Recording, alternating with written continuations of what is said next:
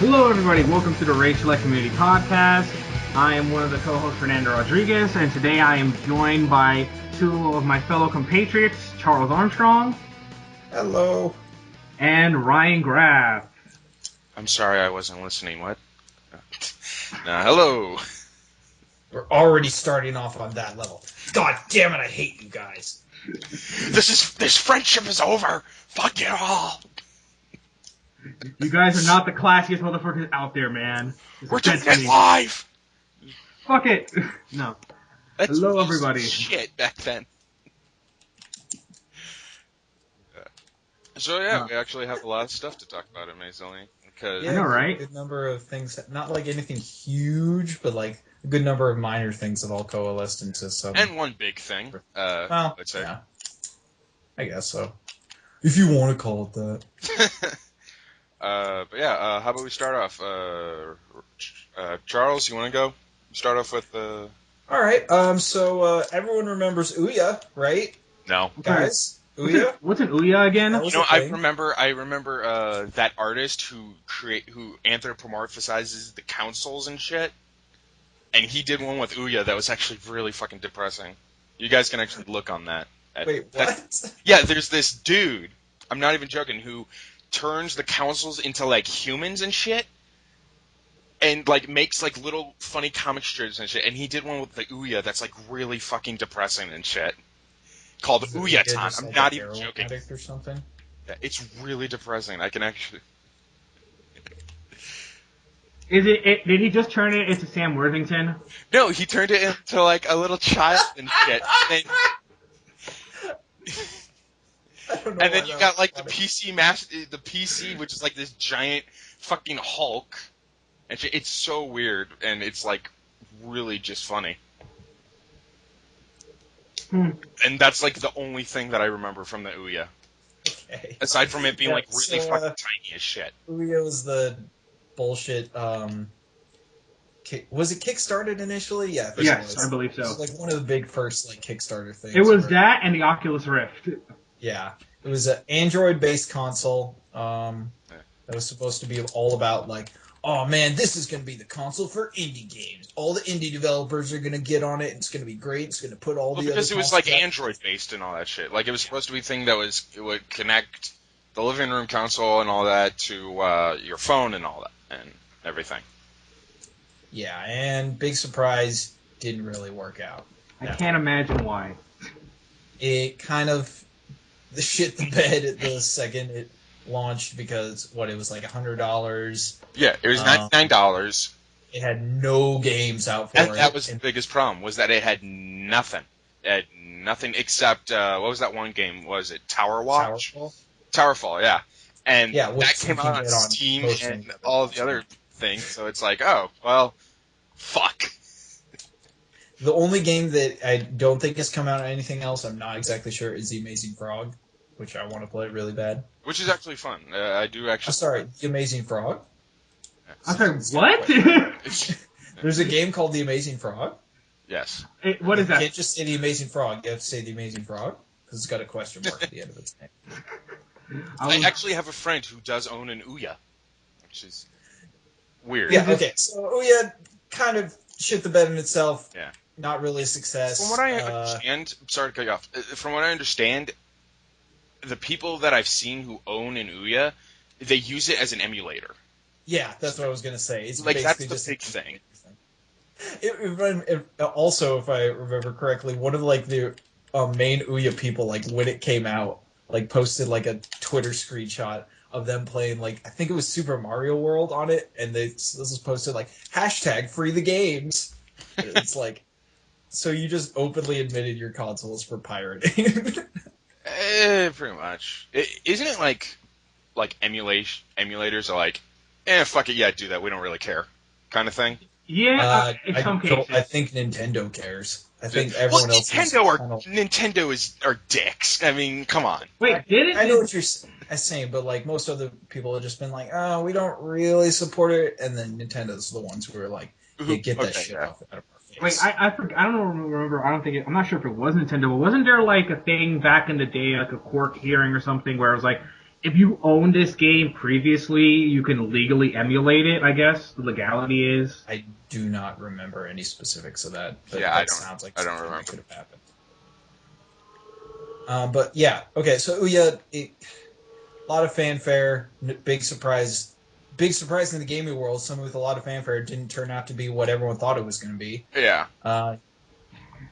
So Give me Ouya 3 kinda went- Ubisoft examples. Yeah.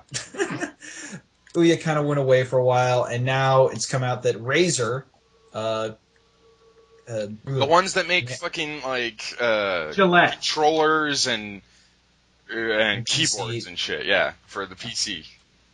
they make accessory hardware and shit. Yeah. And some They stuff's have really good. bought Ouya in its entirety, the company. So it was Razer, not Mad Cats, right? It's not them? Mad Cats is actually might go out of sidebar. What is this? Our third sidebar in the episode on our first topic. Yes. Yeah, but if Rock Band 4 isn't a success, Mad Cats may go out of business because they're co-publishing it, and they blatantly said in their recent investor call, it's like, yeah, if this doesn't do well, we're kind of fucked. They're like banking everything on Rock Band 4 success. Mistakes have been made. I'm just like, oh boy. Yeah. All right. So yeah, Ouya bought by Razer, and then the founder of Ouya, Julie Urban or something, she Said, left the good luck company. and thanks for all the fish. Yeah, she left the company almost immediately after they were bought. But It's like, that your problem wasn't- now, bye! Yeah, that wasn't really the end of it, because if people also remember, one of the main things that Ouya was touting when it initially launched was this initiative they started. I don't remember exactly what it was called, but they promised to use some of the funds from Ouya to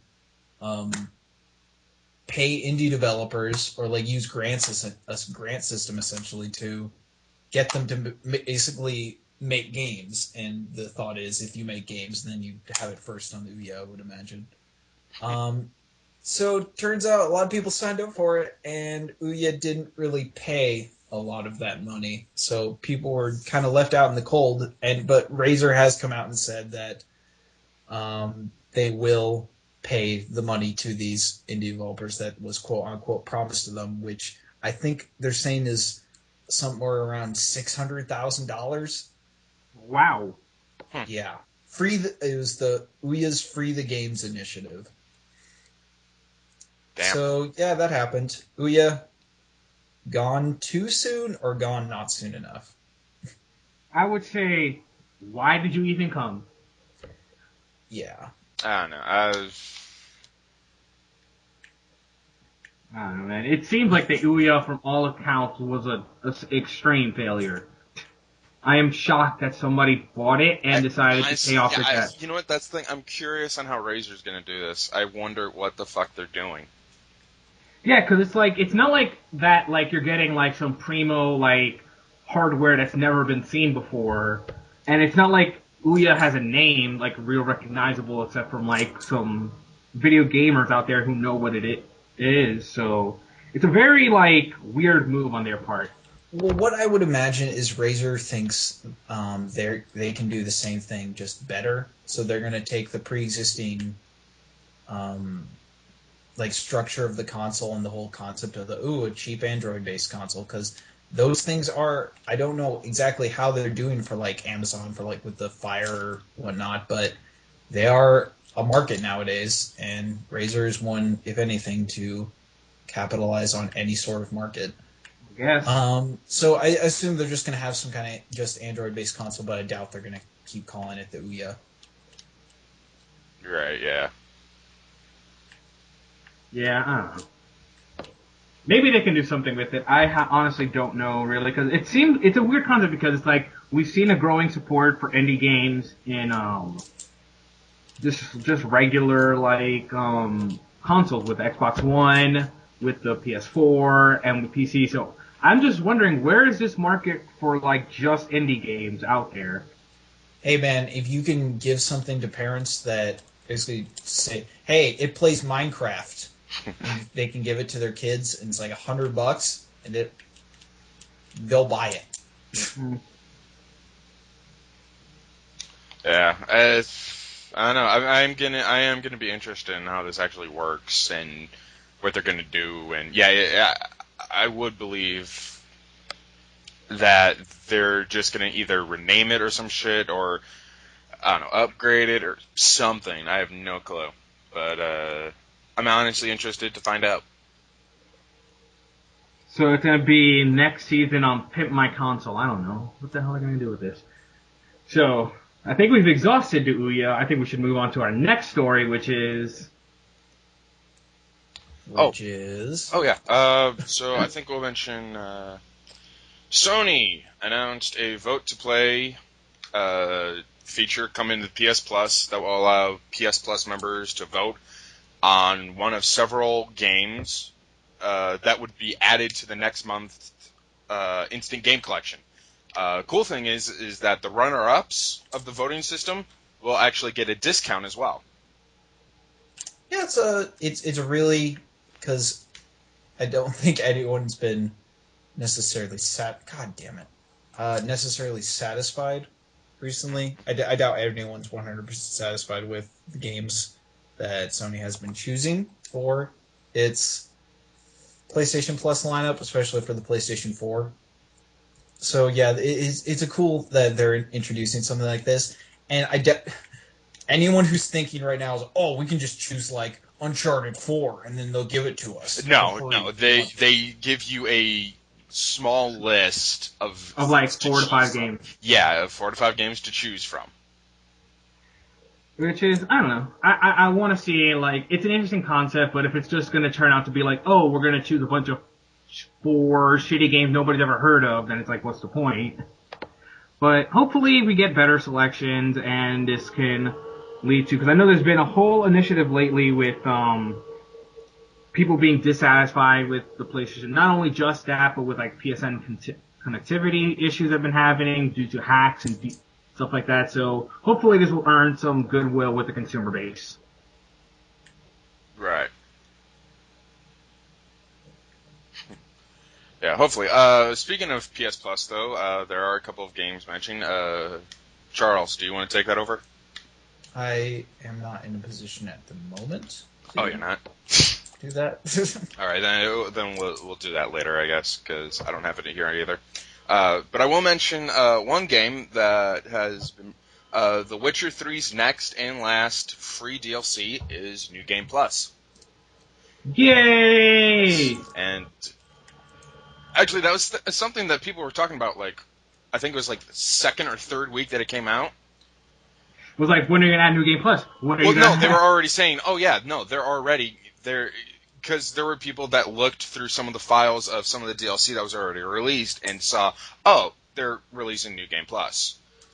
Yeah. Well, I mean, which is the cool thing. And I didn't even know that you could actually do that. I think this is like the first game I can think of that actually has New Game Plus after the game has already been released. I believe Fallout 3 actually added New Game Plus after the fact. Okay, yeah. Well, no, Fallout 3's never had New Game Plus. Not New Game Plus, but I think it was that they just added that you could, like, because in the original version you just died. That's not New Game Plus. I mean, like, New Game Plus is restarting the game all over, but you still have all of your shit. I'm sorry, I misspoke. I meant to say that retroactively changed the game into, like, oh, instead of ending it like this, now you can re-explore. That's, like, the closest example I could think of. Okay.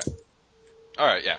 I guess. But apparently CD Projekt Red actually added some information about how the New Game Plus is, and it's obviously experience and player level will carry over to the New Game Plus. If you were below level 30 when you finished the original game, they say vanilla game, you'll be bumped to level 30 in the New Game Plus. Money, equipment, and all your recipes, your alchemy recipes, will carry over. Quest items, book letters, usable items, trophies, and Gwent cards will not carry over. Not my Gwent cards! When you start the New Game Plus, you'll have one of those clearance potions in your inventory if you want to respect. You can select any difficulty level. So, like, you won't be tied to the difficulty you played in vanilla. Which is actually a pretty cool thing, because most games, they do not have that feature. Yeah, which it's a nice feature. And the monsters will be stronger, but it's not clear if it's like a flat bump. Like, if it's like, oh, they all get increased by like 5 or 10 or something, or if there's like a scaling thing. Yeah, who knows? It could be anywhere from like, oh, they're now 10 levels higher than previously, or they all correspond to your level now. Yeah, which, hey, that'd be cool if they were able to do that. Mm-hmm.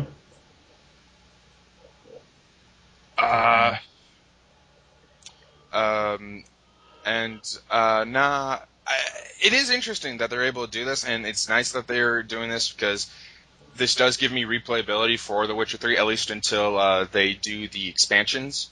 Mm-hmm. The 2 expansions, the one that's like 10 hours, the other that's like 20 hours. That is correct. Yeah, which I'm really looking forward to. I really can't wait for that. Which is only $25 compared to another game that has hour-long DLC for a $40 season pass. I'm not naming any names, but Arkham Knight. you know. I said I wasn't naming names. That's fine. I mean, that deserves to be called out for the piece of shit. Some bullshit. Yeah. Yeah, that's so stupid. It's like, really? We paid like, what is it, $20, $30 or some shit? I believe the first Batgirl by itself is a $7 DLC. Okay, but like for season pass, how much was the season pass? $40. It's Jesus fucking Christ. And even if let's say they were to just say release, like Arkham Knight was to release a bunch of like $7 single player DLCs it still would not equal the amount of hours of gameplay that Witcher 3's DLC that costs $25 is reportedly to have. God, really? $40? So if you bought that and the game, $100. it's fucking Plus tax. And if you bought some sort of collector's edition, that's probably even more. God, Jesus Christ. That's just fucking horrifying, honestly. It's called shitty business, Ryan. Yeah. It's called Warner Brothers. Yeah. Well, both of those seem to go hand in hand. Yeah. With the fucking, yeah. Jeez. But hey, we'll bitch about that later. Name me all that 42 shit. wrong decisions that Warner Brothers has made with DC since 2011. Name me 52 reasons why they fucked up. I think it's called the New 52. Yup. And then you can't, and then you don't even forget fucking Mortal Kombat and all that shit. Oh god. Don't you want to pay $5 for your 30 fatalities? Easy fatalities? Because that's a thing you can do now. Okay, moving on, because I've got the. Oh, do you? things for my Fantastic. story. Okay, yeah. Okay, yeah. So I'm gonna go over the free games you can get in August. This is just kind of a PSA for PlayStation Plus and for Xbox Live Gold.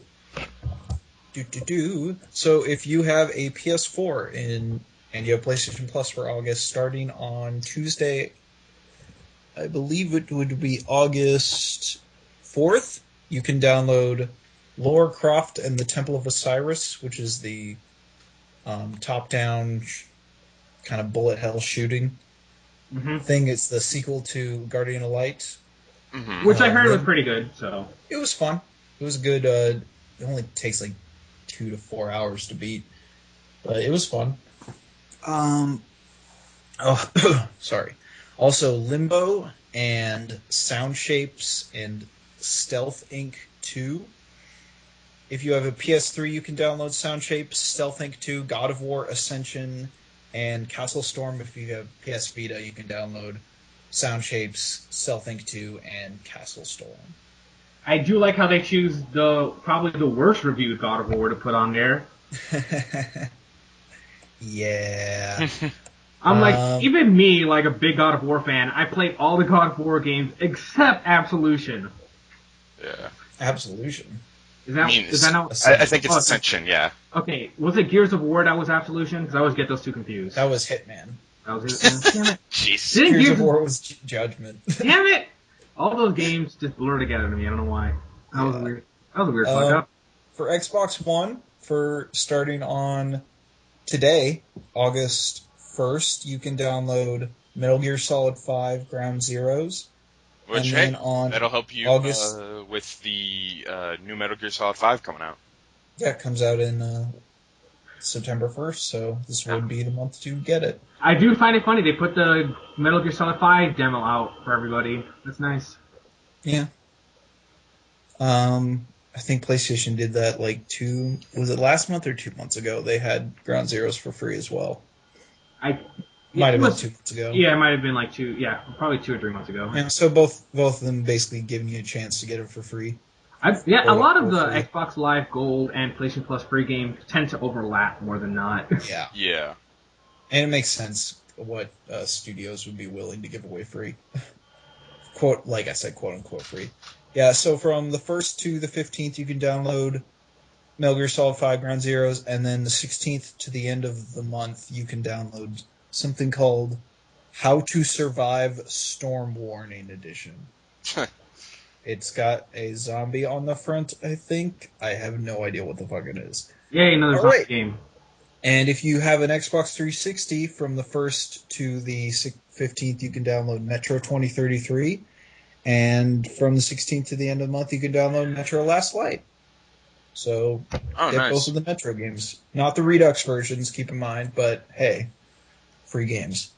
And I heard they're both pretty decent quality as it stands. A lot of people like to consider those titles underrated. Yeah. No, those are actually really fun. Those Metro 2023 games, those are really fun. And they are difficult.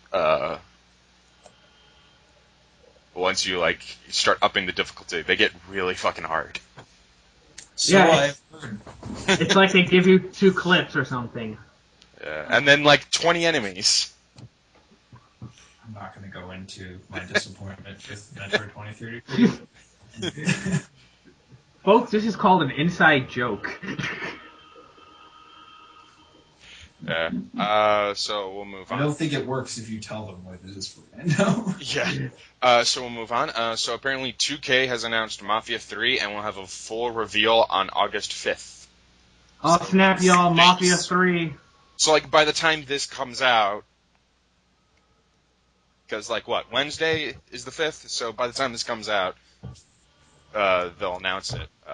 Yeah, they're going to reveal it at Gamescom, basically. Oh, okay, yeah. So, anyone interested? Did anyone play the Mafia games, the first 2? I played the second one, and I thought it was I thought it was a game with potential, but... Yeah, it was overall, decent, okay. but it was, man. I think if you got somebody like maybe Rockstar to take over it, you could have had a much better game, but I don't know. I want to see somebody do a game in that sort of like old school gangster 1940s really well, because we've had that and L.A. Noire, I believe, set in pretty similar time periods, but neither one really captured. Well, that's the problem with Mafia. I only played a small amount of Mafia 2, but that was the problem with Mafia 2 and L.A. Noire, was it gave you the illusion that you had this big open world to go around and explore in, when really it was a very underpopulated, very closed-off world that was more just a tool to be used for their linear narrative instead of an open world game. Yeah, it's sad that they had a tapestry to create a lot of cool, unique things, but they ultimately failed. Yeah, and this isn't going to be made by I don't know if they made the first Mafia game, but the people who made the last Mafia game, 2K Czech, because they are no longer a studio. This is now being made by Hangar 13, which is a newly formed studio, so who knows? Alright. Yeah, I don't know. I played the second one, and it was okay, but like I said, it was very generic, and it was that kind of thing where it was open world, but not really open world. It was very linear and shit, and yeah. It was even worse than L.A. Noire in some ways. At least L.A. Noire punished you for exploring the open world. I think Mafia 2 is just yeah, you can, but there's nothing there. I mean, I think the only redeeming thing, if we can talk about L.A. Noire, is that it had Jason and Bo in it. Yeah. But hopefully they can do something with it, because, I don't know, it's a good time period to set a game in. There's a lot I'm definitely interested. Yeah, I hope it's good. I mean, like, I never hope that a game is awful or shit. I hope this is better than, like, the second one and everything. Because usually 2K makes some decent to good games. Well, Evolve. Well, yeah. Hey, don't forget they did Borderlands, the pre-sequel. Well, you see that, like I said, okay, like that was all right. That wasn't like amazing or anything. It was okay. Wait, I played that. I only say that because I only heard bad things about it, so I'm just like, Yeah, it was decent. It was just like it was more of the same shit, pretty much. okay. It's yeah. What we're basically just saying the same thing over and over. Yeah, again. exactly. Yeah. So we'll move on. We shall move on and talk about. So Phil Spencer was talking about. Oh yeah, we would like to be able to have PC to Xbox game streaming, but we don't know if we can do that. But we would like to have the challenge. But like, here's the exact quote: "We understand if you're going to go PC to Xbox, we need to get keyboard and mouse working completely so you can play those games. In terms of where we want to go with our platform, those are absolutely in the scope of things that we want to do." Phil Spencer says that the main challenge is encoding the PC games and making sure you have the correct bandwidth to stream to the Xbox One. Everyone's PC is different and has different specifications, software and hardware. As Spencer says, it's actually a little more challenging doing the encoding on the PC side to the Xbox, but the challenge is good. So this is one of those things where it's like, oh, we want to do this, but we don't know, and we want to try, but this is going to be a challenge. Which is like, hey, I'm down for it. I know that streaming for like games is like the new thing that people kind of want to try. Yeah, we've had several things with PlayStation Now. That have tried, but like what was it? Live, which failed. Yeah, it's. I think we'll definitely see game streaming once we have the internet infrastructure to really support it. Right. Yeah. Like right now, I still don't think that we have that even now. Yeah, only some places do. Like people that have the AT&T. What was it? The AT&T one that's kind of matching Google I know Fiber. what you're talking about. Oh yeah, the gigabit connection. Yeah, and Google Fiber. People with Google Fiber are really, I think maybe Verizon Fios are probably like the few people that can actually run this really well. Yeah. So it's right now it's just more of a pipe dream than anything. Yeah. But I hope that we do see it in the future, because this could definitely be like, it could just make it so that, like, what we see now with TV, where we could just have, like, different studios, or, like, we see more of, like, EA Access, where, like, Ubisoft had, like, oh, you subscribe to Ubisoft for, like, $10 or $5 a month, and you can use all our catalog, or yada, yada, yada. Right, yeah. Well, I guess I just have a problem with seeing, like, not like I have a problem with it, but, like, I don't see the benefit for Microsoft to basically let people play their PC games on the Xbox One. I think in their minds it's like, oh, hey, if we do this, then maybe a lot of PC people will come over and buy an Xbox One or some shit. But it's like, why would they do that? I guess like that's the only possible thing that I'm thinking is in their head right now, is that they're trying to bring the PC market to console. Because I could see the benefit. I don't know, I could see the benefit of it if you're just like, hey, you have like a gaming PC, but I want to play it on my TV that's in the dining room or something. But the thing is, you can already do that with a PC. You can hook that up with just like an HDMI cable, and that's it. Yeah, I don't know. Maybe it's just like you could stream it. I don't know. Maybe we'll move it to a future without cables, Ryan. Yeah. But hey, I mean, if this works for them, hey, good for them.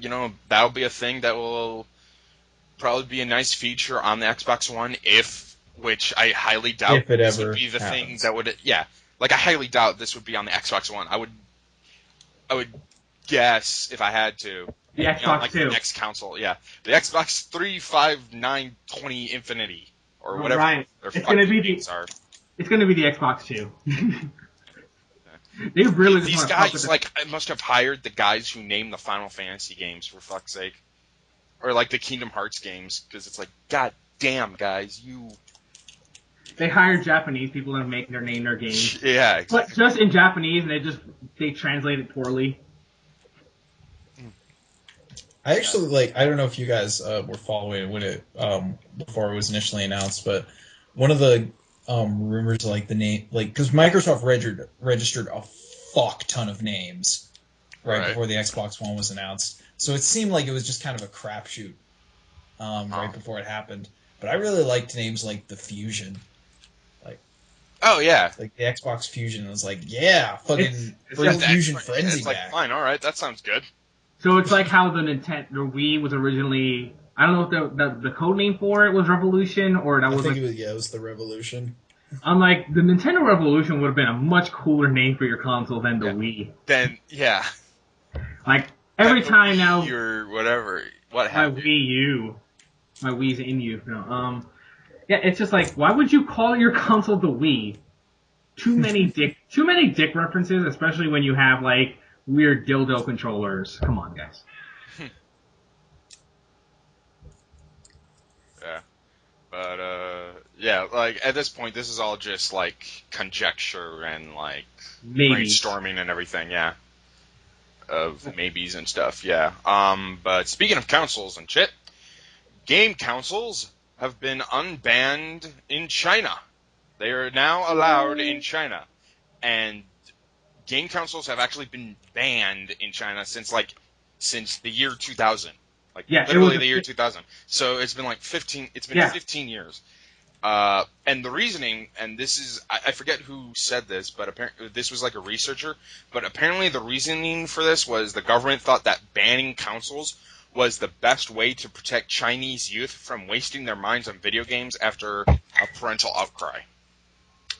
But the funny thing is that this like announcement of unbanning games is kind of more in name, because the Chinese had this thing. They have like these massive shop sites like Taobao, which I might be mispronouncing this, which has been selling PlayStation 4s, Xbox Ones, and Nintendo Wii U consoles and everything. And they even had a for lack of a better word, a convention or whatever, an opening. That's a better word, for the Xbox One. Like, they had an official launch in China last September. And yet still, in the black market of China, the Wii U still doesn't sell. Yeah, which is like, goddamn, that's sad. But, this is more now for them to be like, okay, this is more open, now we can sell it on the streets. On the streets. On the streets, Holmes. They're gonna sell it in Chinese GameStop, which is... Yo, dog, I got that Xbox One. Hey, yo, dog, I heard you like Xbox One, so I got you an Xbox One and your Xbox One. Yo, dog, I heard you like PS4s, so I gave you a PS4 with a PS3. Wait, what? You motherfucker! No. It's great. We're gonna see consoles get into a really big market of a billion people, pretty much. Yeah. And this is gonna be a definite huge impact for at least the console market, because we're gonna see a lot more games try to cater to a Chinese audience. We might see what we see with movies. A certain game that didn't sell well might find an audience in China, like we've seen with like Pacific Rim and such and such. So we might see failed games here that might get a sequel, and games that failed previously might get a second life than we normally see. So this could only mean a lot of good news for the gaming industry in a lot of ways, and we'll see a lot more games come out of China, which is kind of cool, because then we'll see like what the Chinese think of with their type of Prime games or yada yada. So If you thought there were a lot of petitions to get Japanese games translated, Jesus Christ, you have no idea. Yeah. It's like, I can't- Shit. And also that means a lot more giant robot games, which is always a plus. Yeah. That's always nice, yeah. So you're saying we may actually get a Pacific Rim console game? That doesn't suck. Yes, we might I'm get. more looking forward to the Megas XLR video game. Ooh. Nah, man, Fast and the There's Furious. like a rumor of that, like what was it, last year or like 2 years ago, where it was like, oh yeah, we want to have one on like the PC or some shit.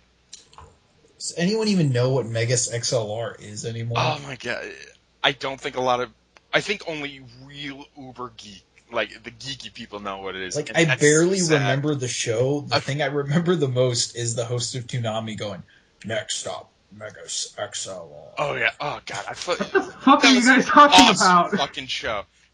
That was an awesome fucking show. It had Somebody didn't watch a lot of Toonami. I did watch Tsunami, but I don't remember this show. Megas XLR was about this It was about dude in New Jersey who finds this giant fucking robot, and he's without its head, right? And he's like, Oh, "You is know it a what?" big giant blue robot with Yeah, flames on it? Yeah, and he's like, "You know what? I have the brilliant idea to put a fucking." And he's like a fat white dude. I remember this show now. Yeah. I remember it. Yeah, I it know had what you're talking about. Steve Blum as as the dude's best friend who was a fucking coward.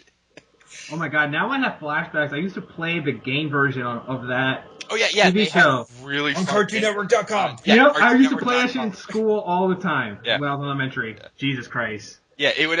Yeah, I remember the back Back then. when the internet was all Flash games. Yeah. Wait, didn't this guy look like had like a flannel jacket? Yeah, he had a flannel jacket. I was like, There was a hot chick for some reason. Yeah, there was a hot chick from the future and everything, and it was awesome. It was so fucking ridiculous. Oh my god. Had the theme song "Chicks Dig Giant Robots." It was insane.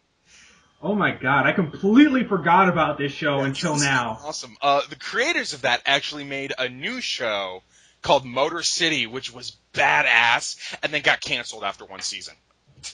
So these guys have Megas XLR. Yeah, it seems like these guys have the unfortunate plague of making really fucking awesome TV shows and then getting canceled like after a first or second season.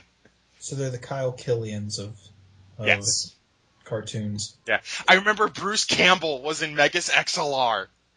Oh my god, he was, wasn't He he? was Magnanimous, the short, big-headed dude with the tiny little legs and arms. You remember a lot more of this game than you were letting on before.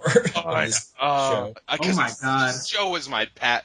Man, this show was what got me into animation, man. I fucking loved this show. Because it would make fun of so many, like, animes.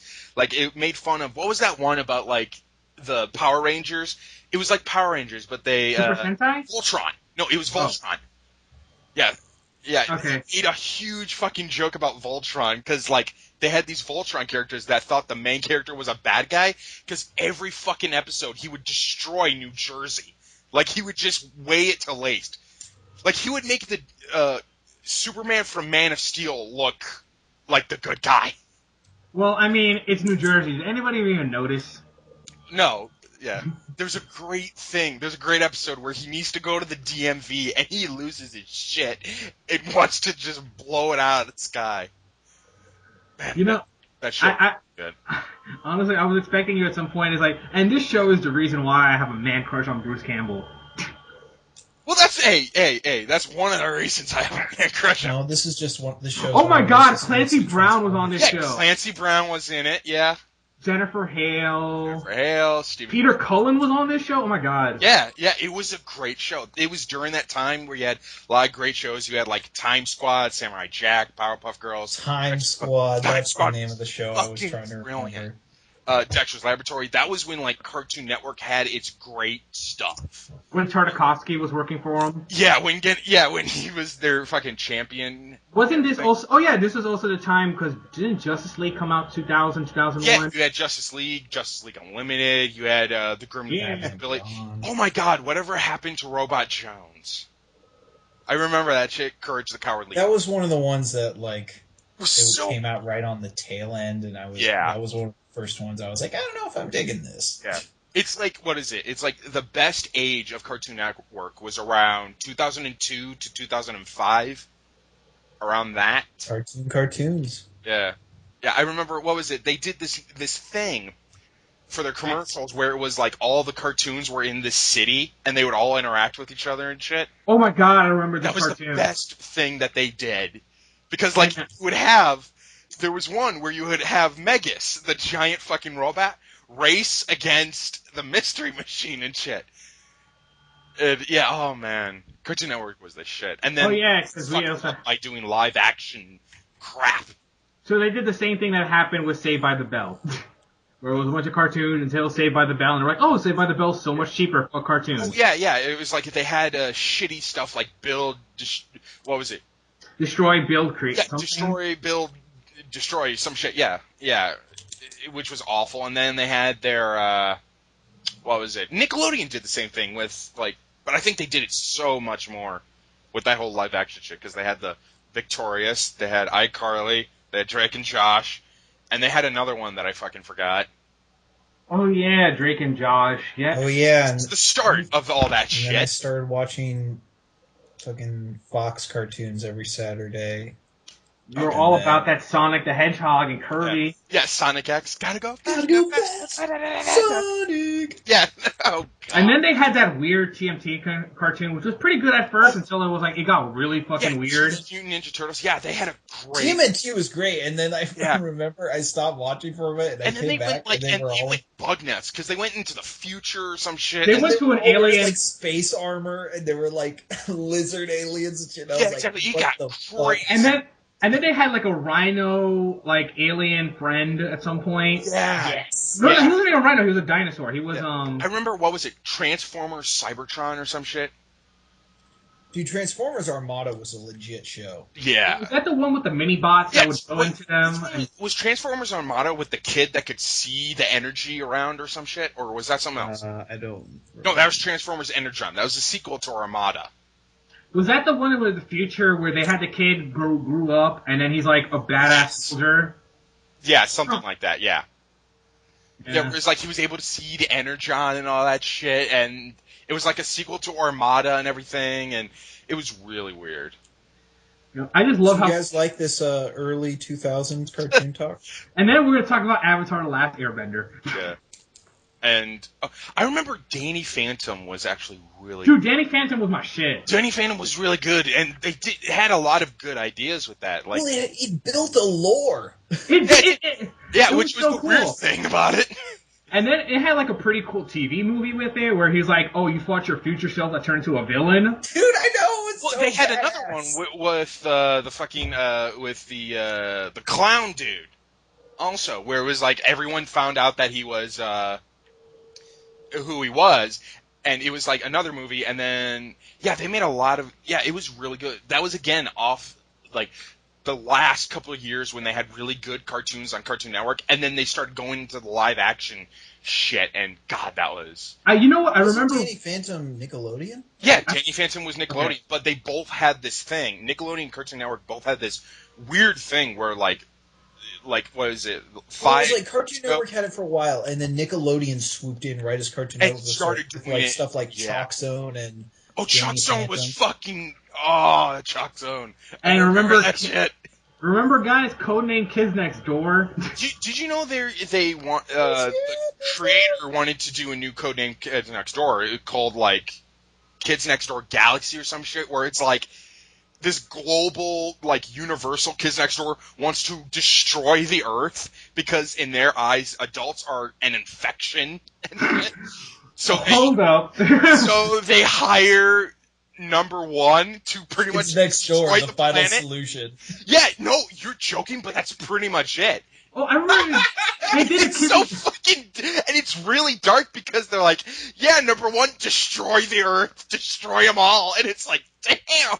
Wait, didn't they do like a Kids Next Door like TV movie where they Yeah, showed it's like like- they had them as old people being interviewed and then they showed it and it culminated with them when they're older or some point or something weird? Yeah, they did two. They did that was the final episode where it was pretty much to continue with the Kids Next Door Galaxy or whatever the fuck, and then they did another movie which was about like the grandfather of number one is like turning everyone old as shit and everything, and it turns out like father, the dude who sets himself on fire, is like his uncle and shit.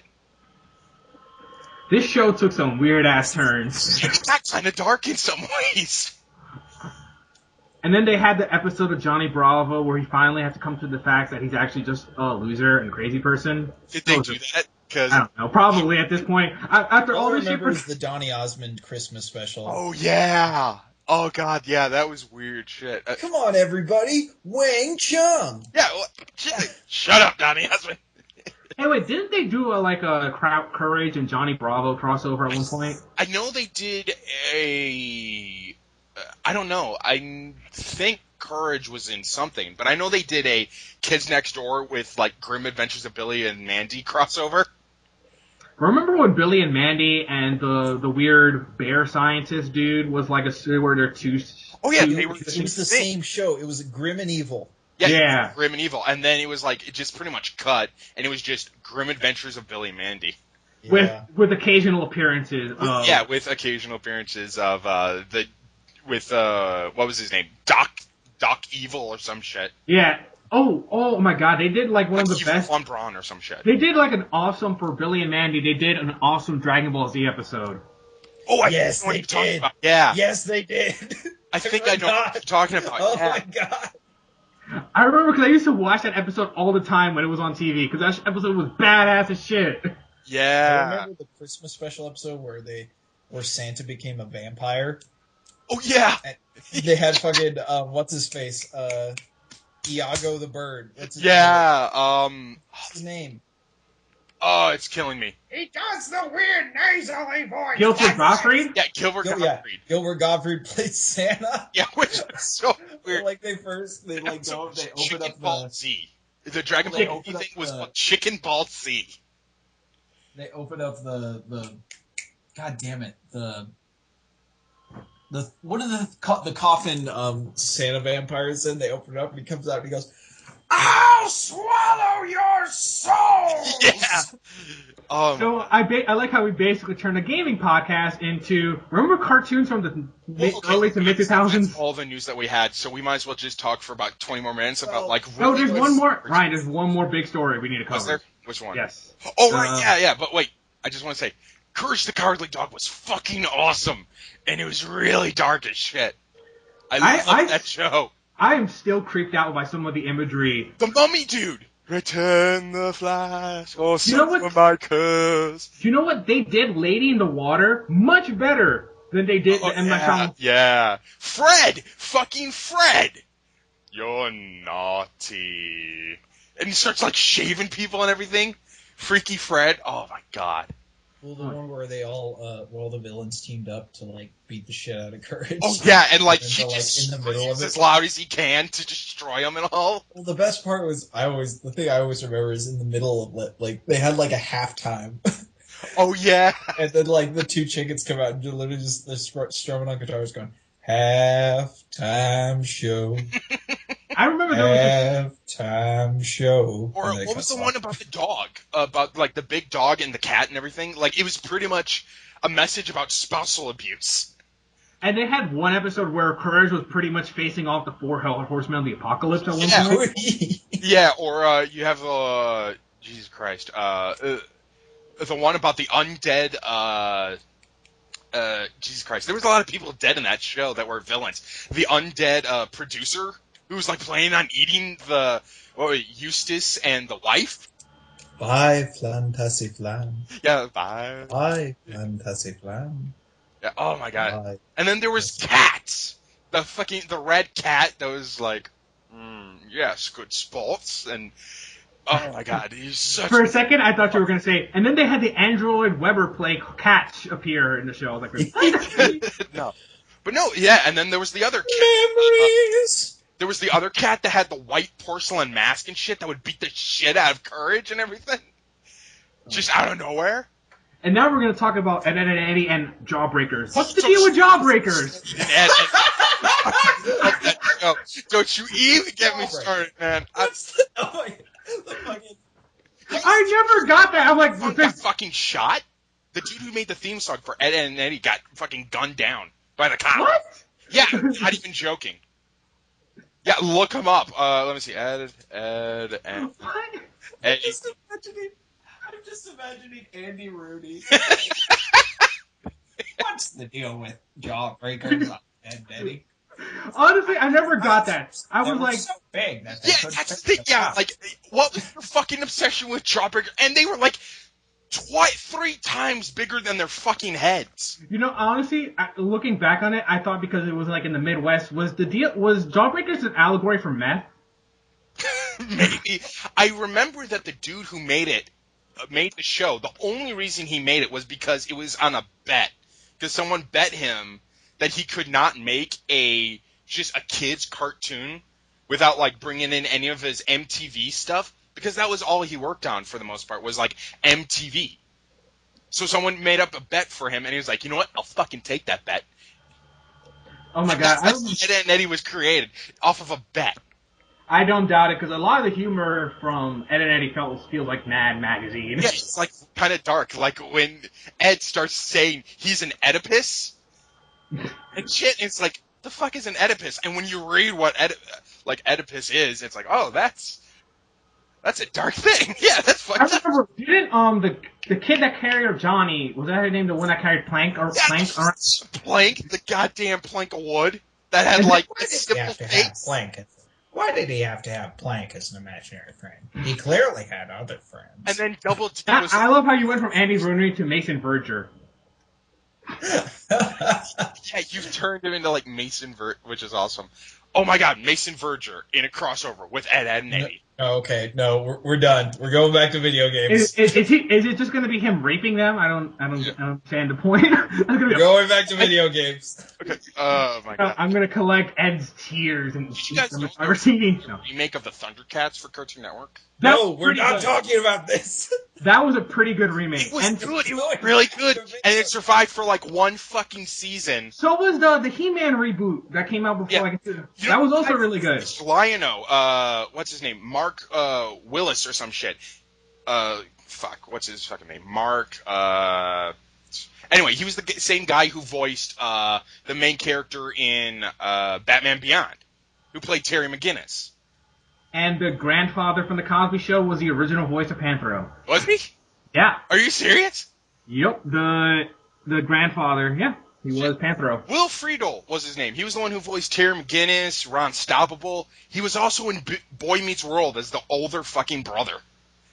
Oh my god. Yeah, and he was Lion-O in the reboot shit. And that guy also dated the president's daughter in that one shitty movie. Oh god, yeah. Also, he's supposed to be Star-Lord in the new Cartoon? Yeah, in the new cartoon, which I'm actually looking forward to that, because that looks good. I would, but the other two shows in that universe, I think Agents of Smash and the second Avengers, that was awful.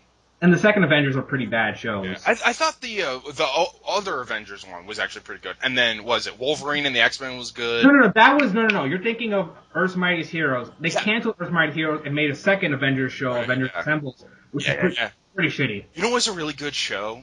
The Men in Black show. I never saw that one. It was really fucking good. And but the other He-Man reboot, I remember that being also really good. it was actually pretty good. Okay, now let's get back. I'm sorry, I totally got us off track with old cartoons and shit, because that's my fucking passion. You know, animation and stuff is my thing. We can continue talking about them just once we talk about the final news story. Okay. All right. Well, honestly, yeah. Okay, let's go to the news story. God damn it. Okay. So. And this all started with Mega Sexalar. Okay, so this is kind of like a Kickstarter-based theme to our final quote-unquote story, which is really 3 stories. It started off with the Yooka-Laylee, which is the spiritual successor to the Banjo-Kazooie games, which is being made by Playtonic, which is a studio formed of former Rare developers. It's a spiritual sequel to Nuts and Bolts, my favorite Banjo game ever. Get out. I will find where you live, cut your eyeballs out, and feed them to a fish. The only good thing from that fucking Nuts and Bolts game is that JonTron video of him reviewing it and losing his freaking marbles. Oh no, man! That's the only hilarious thing. I thought the making your own cars to ride around in the 3D platformer was the best part. You're fired. Okay, so they announced that they have a publisher for the game, which is Team 17, which are the people who famously make the Worms games. But they came out and said that that the publisher isn't going to be funding like parts of the actual game. They're going to be basically, they got them to do the quote unquote boring stuff.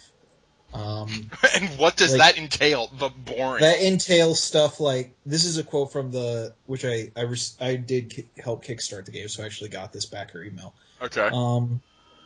It says, for Platonic, it means that the team can now focus 100% on making Yooka-Laylee without fussing over the boring but necessary business stuff like certification, localization, and store management, while at the same time benefiting from additional resources and vast experience of the seasoned games label.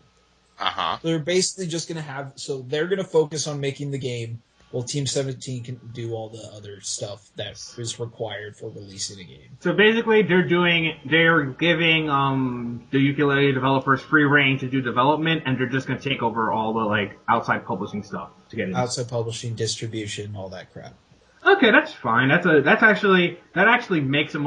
Honestly, that's a good thing for a Kickstarter game, especially if they have enough gravitas or knowing that publishers can pick them up and just be like, hey, you just focus your time and money on developing the game. We're just going to make sure it's in stores. Exactly. And to go on a example of not how to use a publisher, Concept, which is a studio, I believe it was founded by Keiji Ifune after he left Capcom. They famously did the Kickstarter for Mighty No. 9, which is the spiritual successor to Mega Man, which is a big success. The game, we'll get to that in a little bit. The spiritual successor for a game that got 10 sequels. Yeah. So they started another Kickstarter this year, despite the fact that Mighty No. 9 has not been released, for Red Ash, which was supposed to be a spiritual successor to Mega Man Legends, which only had 2 games, unlike the previous Mega Man games. And now they have also found a publisher for the game Fuse, which is a China-based company, Chinese publisher Fuse. But the thing is, they're going to publish the game despite the fact that the Kickstarter hasn't even completed yet.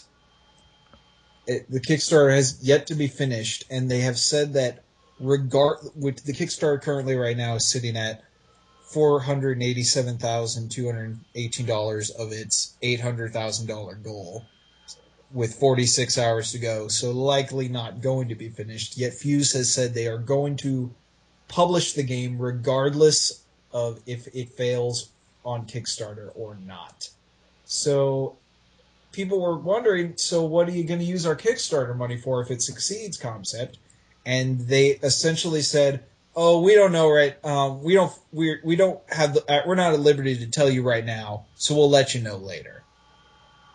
So what they're essentially saying is, we don't need this money to kickstart the game, even though we're asking for $800,000. Oh, God. But if we get the $800,000, we'll tell you eventually what we're going to use it for. Well. So noticeably, understandably, people were upset about this. And a few days ago, the Kickstarter was somewhere around $500,000, and it has been waving between losing and gaining money ever since this official announcement came out. I can't imagine why. Yeah, it's like, wow, people are pissed. Fuck, guys. Unbelievable. If you can find somebody to publish your game, don't fucking make a Kickstarter for it. Or even, don't make a Kickstarter when you didn't release your first Kickstarter game yet. Yeah, it's really, you dumb motherfuckers? If it's for something like... and someone will use this against me, so I might as well just say now. I can understand, I kind of get now the whole Shenmue thing, what people are upset about. But that also doesn't have the same context where a game for years they didn't exactly know what the response was going to be to the game, if people were going to be interested or not. Yeah. Because that series had been gone for much longer. But I don't remember the dude's exact name, the dude who makes Shenmue. He's even said that none of the money that was gained on Kickstarter is going to to anyone but funding the game. So that's at least that's what they're saying at least, and it's better than what Concept is doing. Say, oh, we'll take the money for something. They basically said that consider your donation Kickstarter at this point stretch goal funding. Yeah. And without any specification of what exactly are the stretch goals. Yeah.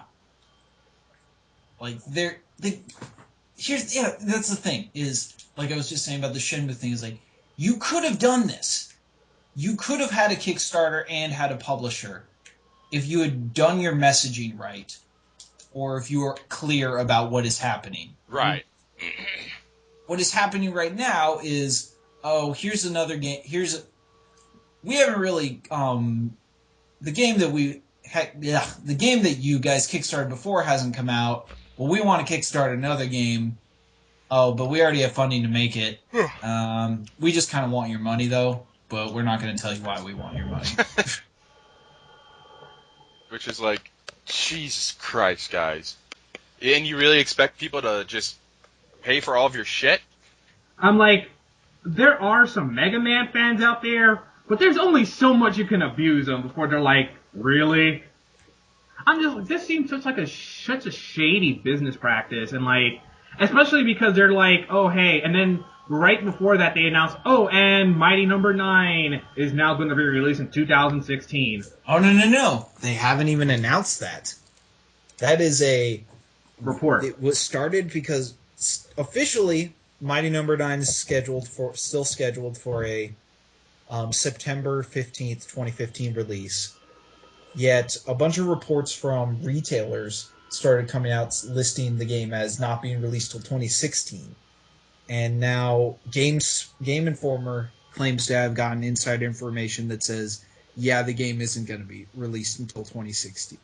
But both Concept and the publisher, Deep Silver, have remained quiet.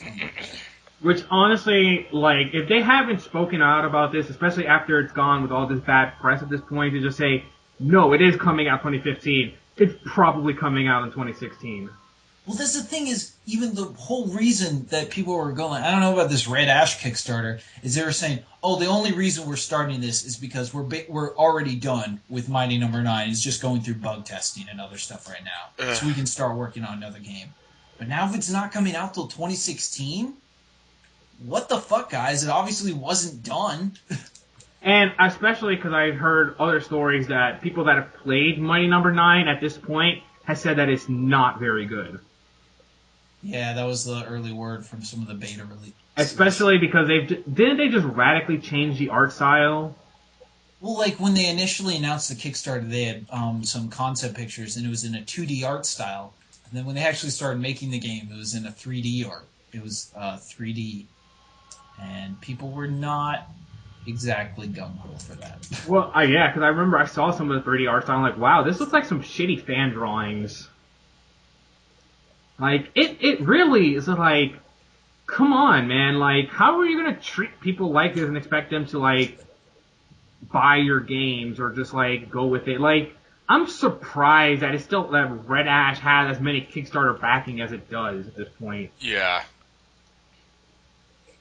It's like, these aren't games that, at least Legends, but at least with, like, the original Mighty Number 9, it's not like you can't find a Mega Man game out there. There's so many of them before. And Legends, I get that more than anything if people still want to support that, but I don't know, man, like, can we just see these people make new shit and not screw us over? It's not, here's the thing. If Mighty Number 9 came out and people really liked it, I don't think this would even be a big issue. Because it'd be like, well, alright, hey, Mighty Number 9 was good, so we'll see. But this is like, the game still hasn't come out yet. And we don't even know when it's coming out anymore because of all these reports that they're starting to look more and more true, that it's not coming out in 2016. Yeah. I don't know. I had a lot of hopes for this, for Mighty Number 9, and then I was like, oh, cool, they're going to make a fall to Legends, because I know a lot of people were pissed off when Legends 3 didn't come out. But it's getting a lot harder to defend Concept and Kiji if you want to defend it at all. Yeah. Yeah, honestly, I wasn't really I wasn't really looking forward to Mighty Number 9, and I was like, okay, It's a Mega Man kind of thing. That's awesome. It's by one of the original creators and all that. That's cool. I can get down with that. But the more that I kept hearing about it, the more that I kept going, it was like, yeah, this sounds bad. This sounds like it's having nothing but problems, and I'm just not interested in that right now. And it sounds like they're still having problems, and just not really. And it seems like they're just treating their fans. They're really like taking their fans for complete granted. shit. Yeah. And you know, that's only going to go for so long until people are going to just dump these people, more or less. Yeah, I don't know. Man, I'm not as big a fan as the Mega Man games and like Ryan, I wasn't really looking forward to this. I was actually very cautious. Like, I don't know, for some reason, the Mighty Number 9 Kickstarter always smelled a little fishy to me. And the more and more it went on, the more I was like, yeah, I was right. Not on the up and up. But, I don't know. Maybe, who knows, maybe this is all just some weird practical joke on us, and this will actually turn out great. But Yeah, that's the thing. Is like I was saying, if Mighty Number 9 comes out and it's good, a lot of the complaints people have will go away. Because if you make a good game, people are willing to put up with a lot of shit. yeah, gamers have a very fickle memory. We will remember the good and use the good to forget the bad. But this is just ugh. Yeah. Not looking good. No bueno. So, mid-2000 cartoons, guys. Yeah, let's get excited again. Actually, let's just throw this little thing in here at the end. The reports were it was the end of a financial quarter, so we got a lot of reports from all the companies. And just a little side note thing, the evolving way of our market, 50% of EA sales were digital. So half of their game revenue sales were from digital sales. Which is amazing. It's pretty shocking. But yeah, it really just shows that this may be, if not the last console generation to have, full. God damn it! What is the word I'm looking for? Actual releases of games with like Physical boxes. releases. Physical releases. That's yeah. Mm-hmm. I mean, I still, for the most part, buy most of my games. Like if I'm buying a $60 game, I'm gonna get a digital. I'm gonna get a physical version of it. Like if something's on like PSN for like $20 and it like 6 months previous it was a $60 release and I want it, yeah, I'll fucking get it digital. I'm not gonna. Well, I want the physical. For me, it's been actually kind of the opposite lately because since I got my PS4, I've been finding myself getting games digitally, $50 games. Dang, really? Yeah, I've honestly gone kind of half and half. I'll buy like one game digitally and one game physically. All right. And that's mostly just due because, for me, I just like the convenience of it being digitally so I don't have less things taking up space. I do need a new shelf to put my games on. So, I'm not going to say I'm like, whoa, I'm having no problem keeping all my stuff. Yeah. I mean, this comes as no surprise because, digital has been the thing that's been pushing around and everything, and, digital and streaming nowadays. And, but honestly, I don't really mind doing either or. We're at the point where we're all going to be connected to the cloud. Yeah, I'm not looking forward to that. Yay, the cloud. See? What I mean is, we're all going to die and go somewhere else. No. Oh, say it like that.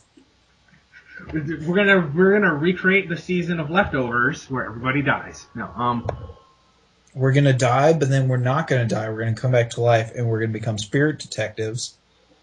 And then we're gonna join the. We're gonna learn.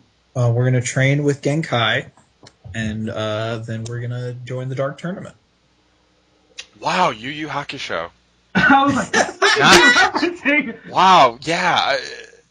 And then we're gonna find out that our great grandfather was a demon the whole time, and we have reciprocated demon traits now. Is that Bleach? Inuyasha? Or is that you? That's Yu Yu Hakusho's last season. Oh, I was gonna say No wonder it's Inuyasha watching. or yeah, Yu Yu Hakusho got down during its After the turn to me. yeah. Yeah, all right, so that's the Rage Select Community Podcast, guys. The video game section. If you just want to hang out and listen to us talk about, I don't know if Ryan's going to include all the parts where we're just talking about random cartoons Yes, from the I late totally 90s and fucking early doing 2000s. He says he is, all right? So that's the end of the video game portion. I'm Charles Armstrong. cartoon. That was, treasure. you've heard Ryan Graff Hello. and Fernando Rodriguez. And Sayonara, thanks for everyone. listening. If you want to stick around and listen to us continue to talk about cartoons, you can, because we're totally going to do that. Yeah, probably. I'm probably gonna as an outro. I'm gonna do the Cartoon Network theme song from back in the day. The cartoons. Or just put, the guy. I'll put in Nick the Nickelodeon one. Now, you what you should do is just put Jack. Is it Jack from Toonami? The guy that was. Tom. It's Tom. Okay. Yeah, Just put him. Steve Blum. Just put him talking, and then just put him looking at the screen, and it's just the thing for Rage Select Community Podcast. Yeah. But not the fucking TV face Tom, where he actually has God, that was eyes the last and- horrible one. Yeah, no, the one where he has the motorcycle head and everything is much better. Where he Tom- was in the black Has armor lights and the and spaceship. shit. Yeah, Not- yeah. That's the Tom. Damn it, it's Tom. Yeah, that's the one I like. God damn it, I always liked how whenever the previous Tom whenever they do a new Tom, the other one would die horribly. Yeah, the first one died in acid or some shit. It was the part of the ship he was on melted or something. They just I'm the new Tom. Here's what happened to the last one, and just showed him going burning alive. Yeah, And you're like, Christ. it's god damn, man. It's Tom, I don't know if you read your contract, but it says you're gonna die horribly when you're fired. So you better not fuck up, Tom. I love, God, speaking of Nickelodeon cartoons, Ren and Stimpy. Fucking weird as shit. I never And then really it's- watched Ren and Stimpy. I've only watched a little bit. Weird. So fucking weird. There's the one that co-host always fucking referenced, where it was Call the police. yeah, they open up this door, and this guy, this horse... Bring rubber ripple nipples. grabs this fucking, walrus, and the walrus says, call the police. Wait, wasn't that show set in the same universe as Cow and Chicken? I think, maybe, yeah. Oh, yeah, Cow and Chicken, where you're transsexual Wow. devil. Devil? Yeah, it was there was a theme of transsexual devils because they had that, and then Powerpuff Girls had a transsexual devil, called her. Oh, yeah. Oh, no, Yeah. him. Him. Was There also- we go. I wonder if they're gonna bring him back in the remake. I hope they do, because he was actually a good character. You know what I'm surprised we never saw? We saw him make an appearance in Samurai Jack. Would they? That would be pretty cool. Because they're set in the same universe. Yeah, they are. Oh yeah, they have an Easter egg in the background in the first one. Well, no, there's a point in the first episode of Samurai Jack where he where they visits have your a old city and it's same one. Townsville. Oh hey, look, it's And looks like the- Townsville. That's And awesome. the dogs looked exactly the same. Yeah. Oh my god, I remember there was this badass episode where he meets these intelligent dogs and then he has to make some sort of guerrilla warfare style fight with human and intellectual dogs. Do you remember? Oh yeah. There was an episode of Samurai Jack. I just remember the Scotsman episodes, and then the episode where he was in the gladiator thing, and then the episode where it's a silent episode for the most part, where he's training in the forest with these monkeys, where he has to have this giant rock on his back. Oh, they also did a badass 300 episode where he met the 300 Legion and he had to fight with them against robots. Yeah, that was awesome. That show was great. Yeah, they had. And hopefully they had the really. if, I love the one where they have the black dude who's called the Samurai, Oh, who comes in and is he's an asshole, right? And he comes in and Jack just beats him down and tries to teach him how to be an actual samurai. That was a good one. and then he grows an afro and then he's called Afro Samurai. I love the one with the gangster robot. The one that focuses on the gangster robot who's in love with the little dog and everything, and I don't remember that one. yeah, I remember like he's hired to try and kill Samurai Jack. Oh, I remember. And he just ends up being obliterated. I remember it was like a weird episode where Jack is like, my shoe's broken, and he runs with a bunch of teenagers like, yo, dog, you need some fly shoes, son. And then he ends up with like Jordans or Nikes at some point. Well, no, he gets nice shoes, and then they show him like how to be cool, so they show him to untie all his laces, and then he does that, and he like takes one step, and then his shoes come off, and then he like turns around, and the people stole his shoes. Yeah, and the same one, it's like, he gets those boots that have like the water inside of them and shit. And he steps on like this thing and he starts like flying all over the fucking place. That was the first episode, I think. Yeah. Hopefully, if Hotel Transylvania 2 does good, then they'll let Genndy Tartakovsky make. Actually, they made the last season into a 20-issue comic book by IDW. Oh. That actually gave it an ending. And? I didn't read it. Oh, I read it. I heard it was good. I haven't gotten it. Yeah, it was actually really good, and it ended more or less on a good note. But it was like one of those things where it's like it leaves just before the final battle, kind of thing. Did they pull an Angel? Did they end it like Angel? Yeah. Actually, I really like the way they ended it. It kind of in a way, yeah. But did they end it like with Angel, where it was actually a really good ending? Yeah, more or less, yeah. Because I don't know, like Angel's one of those endings where people either really love it or don't like it. You see, I like the seems to ending. be the split, I liked yeah. Angel a lot more than I did the Buffy thing. I haven't seen. I think, like, I'm kind of there with you, Ryan, because I'm one of those people that likes Angel more. Because I think the 5th season of Angel is the best season out of both those two shows. Oh yeah. I think it's for me because like I never got really into Buffy, and I thought Buffy compared to like the people around her was a lesser character until like she fucking died, until she came back. Until she dealt with depression. Yeah, which was like, okay, you're much more but it was like before then, you had Angel, who was a much more interesting character. Angel wasn't really that good. Well, he was interesting when they gave him his own show, and then he started delving into his own shit. When you see Angel's evil side, that's when he got really interesting in Buffy. And then you had Faith, who was a little bit more interesting because, she was a killer. She was a murderer. Yeah, she was a murderer, And she was hotter. Yeah, she was much hotter than Buffy ever was, honestly. And then, like, even fucking Willow had a much more interest. Like, she had the best. Willow had one of the best arcs of that show. Yeah. And then, like, even Spike had a much more interesting thing. Xander had a pretty good thing until he turned out alcoholic. I fucking hated Xander whenever.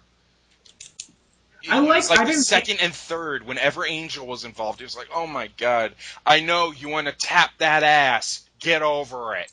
I liked him when they made him date other chicks. That was when he was much more bearable. But then whenever it was involving Buffy and Angel, it was like, man, I can't tap that ass. Okay, but the best part of that whole thing was with that episode where they showed it from Xander's perspective, when all the shit was going down, and he's just kind of running into it and handling his own shit. Oh, yeah. Okay, how the fuck can I do this? I only watched one episode of Buffy. Everyone told me, oh, you just skip the first season. And I was like, all right. And then I watched the first episode of the second season. I was like, I don't know who any of these people are. These effects are terrible.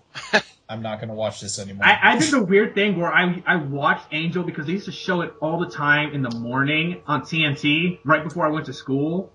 So I would watch Angel before going to school all the time. It was like, that's how I watched it. And then it wasn't until years later when Netflix got really big that I saw Buffy. Oh my god, I have no idea how the fuck to work this shit. Let me see. Okay, maybe if I just... We went from cartoons to speaking about the Buffyverse. That's great. Oh, is anybody here watching Star Wars Rebels? No. Yes. Or I'm starting to. I'm slow on that. Oh, season 2 just came back, and damn. Yeah, I saw that one. The one where they first introduce him, like fully. Who? Vader. Yeah, they show Vader, and you're like, oh, they're probably gonna have Vader. Vader comes in there and he whoops. Vader single-handedly like, I'm gonna destroy most of the rebellion right now. He's like, ain't nobody got time for this rebellion. It makes you. They really show you like why Vader was in charge in the original trilogy in that cartoon show. Right.